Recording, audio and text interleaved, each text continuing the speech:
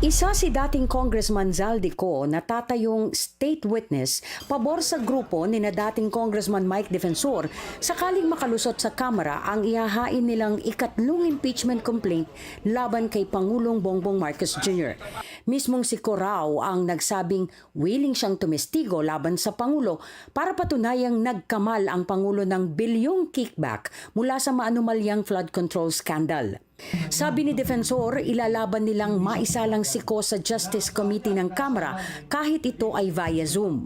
Hindi kasi pinayagan si Ko na maisalang sa Senate Blue Ribbon Committee, kaya umaasa ang grupo nila na mapagbibigyan sila ng Justice Committee.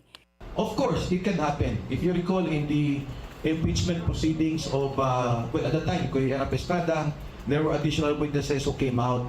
Pero dito, it will stand, even in the House Committee on Justice hearings.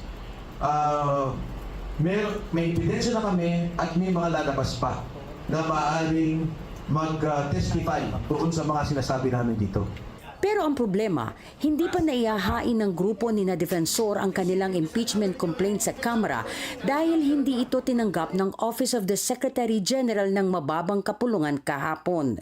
Nabigo silang maihain ang complaint dahil sa katwirang si Secretary General Cheloy Garafil lamang ang may otoridad na tumanggap ng ihahaing impeachment complaint.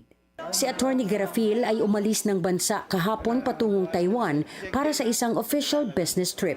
Pero sabi ng kampo ni na Defensor, tila intensyonal ang ginawang ito ng SecGen. Dahil dito, balak sampahan ng kasong administratibo at kriminal si Garafil at ang ilang tauhan nito dahil nilabag umano ng kanilang tanggapan ang House Rules at ang probisyon na nakasaad sa 1987 Constitution.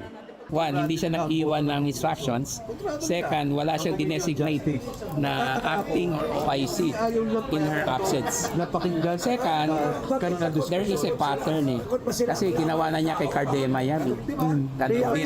So, this falls under Republic Act 3019, Section 3, causing adjudicature to any party. And second, administratively operates because he's a public official. Bukod naman kay Zaldico, isa pang senador ang planong gawing testigo ng grupo laban sa Pangulo. Ito ang ibinunyag ni dating Congressman Jing Paras kung saan naging lantaran ang pagbabatikos ng senador sa Pangulo dahil sa issue ng sugar smuggling.